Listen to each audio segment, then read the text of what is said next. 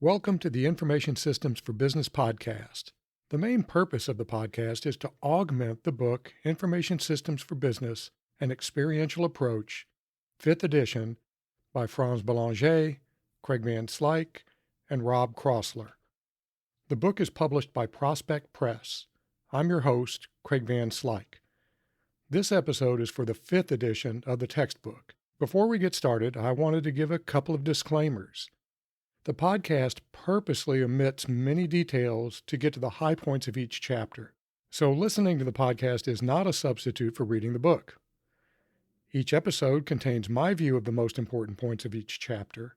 Your professor may have a different view of what's important. The podcast is solely my responsibility, so any errors are on me, not my co-authors, your professors, Prospect Press, or my employer. All right, enough with the disclaimers. Let's get to the good stuff. In this episode, I cover the most important points from Chapter 10, Information-Based Business Processes. The focusing story discusses how a 100-year-old multinational Mexico-based cement company, Cemex, used information technology and systems to redesign some of its business processes to cut average delivery times from 3 hours to 20 minutes and decrease the number of delivery trucks they needed, while also increasing customer satisfaction and sales and cutting costs. Chapter 10 covers the important topic of business processes and how information systems and technology can help dramatically improve these processes. A business process is a series of steps or tasks a business uses to achieve some specific goal. You may not realize it, but you probably engage in lots of business processes every day. After introducing the concept of business processes and covering the focusing story, Chapter 10 gives a simplified example of a common business process and introduces the concept of sub-processes. Next, the chapter covers process modeling and briefly discusses tools for process modeling. This is followed by a discussion of how technology enables process improvement and how AI can be used in process automation. The chapter closes with descriptions of 3 levels of change brought on by business process redesign. A process is a series of steps or tasks that are required to achieve a specific goal. All aspects of an organization use processes, and many processes involve multiple functional areas of a business. For example, a process to purchase materials might involve purchasing, receiving, and accounts payable, among other functions. A key aspect of business processes is the all-or-nothing concept. This means that a process either needs to be completed in full or not at all. There should be no partial processes. Imagine if you ordered something and the merchant carried out the part of the process that collected your payment, but not the part that shipped the product to you. You would be displeased, I think.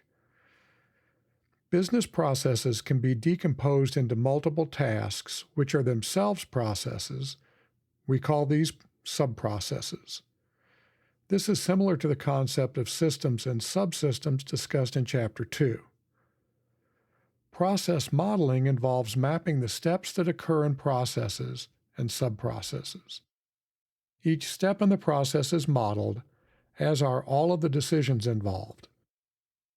There are many process modeling tools that can help with the modeling process. See Table 10.1 for some examples. Businesses have used processes since there have been businesses. Today, information technologies are widely used to improve the efficiency and effectiveness of business processes. If you're like most people, you use many technology-enabled business processes every day. Improving business processes can help organizations improve their operations. Initiatives to improve business processes are typically called Business Processes Reengineering, BPR, or Business Process Improvement, BPI. BPR usually involves more extensive changes than BPI.